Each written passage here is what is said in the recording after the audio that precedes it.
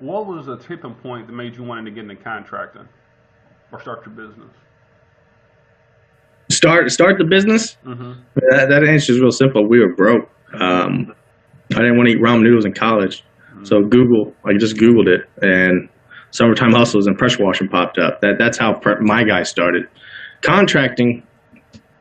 It wasn't until it was, the my guy stuff was taken care of, the systems in place where we have, a hierarchy, a flow chart of who's responsible for what. But the contracting, yeah, that also kind of, Cody called me one day. He's like, "Hey, man, I got an idea. There's an opportunity that it's a no-brainer." So that led to that, and then from that seed, nothing really, came to fruition from that. About 8 months later, we had the roofing crews just fall on our lap. And with this year that happened with my guy, labor. I mean, all businesses experience this, the shortage of labor, where having W-2 employees is difficult. I got to pay him. I pay him 42% more than I did last year, almost double, 42%. And I have to have more benefits, all that stuff, and compete with all these people. Well, with contracting, you have 1099 contractors. This is their own company. They're already hungry themselves. So the contracting thing it was a simple no-brainer of, okay, I can find the work. I have the relationships through my guy and just who we are. Why not, provide more options, building the bigger ecosystem of what we do, I clean windows. I now can replace windows. I clean gutters. We can now replace gutters. I wash roofs. I can now repair and replace your roof. I wash siding. I can also replace your siding. I mean, the list goes on. I hit it from both sides, the maintenance and the replacement. Hey, and you're in the right industry, man. I just did a video last week on the top five, actually the top six most profitable, like just contracting businesses.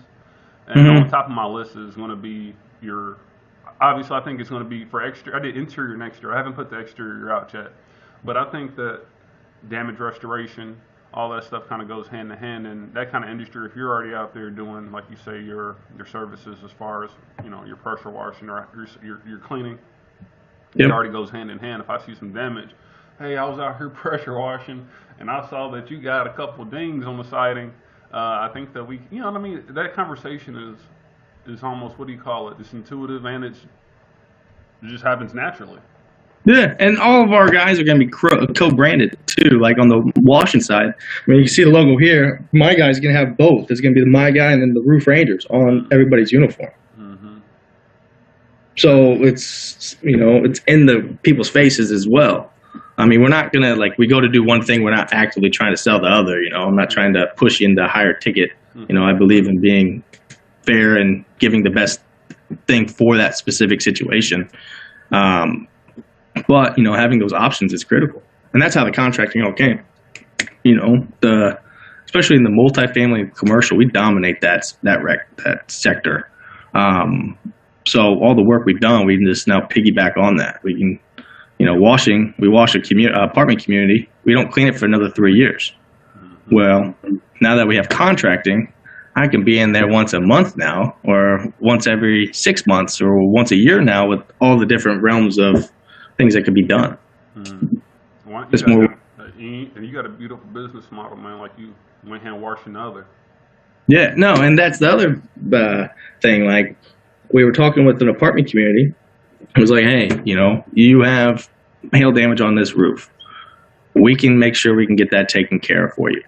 Also, what other companies can't provide is I can add additional cherries on the top. Okay, well, if you go with us, I'll throw in a free gutter cleaning.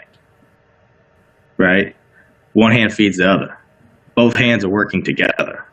There's additional value I can add to sweeten the deal to make it, I don't have to fight on just price now. I can fight on, value. That's what it's all about. That is what it's all about, that value, man. And I think that you kind of realize that I think that a lot of contractors get caught up in the commodity side of their business. Like, hey, this is what I do. I put floors in. No, you don't put floors in. I can get into that much deeper, but I don't think that what you do is what you need to sell. You need to sell something different from what you're actually doing.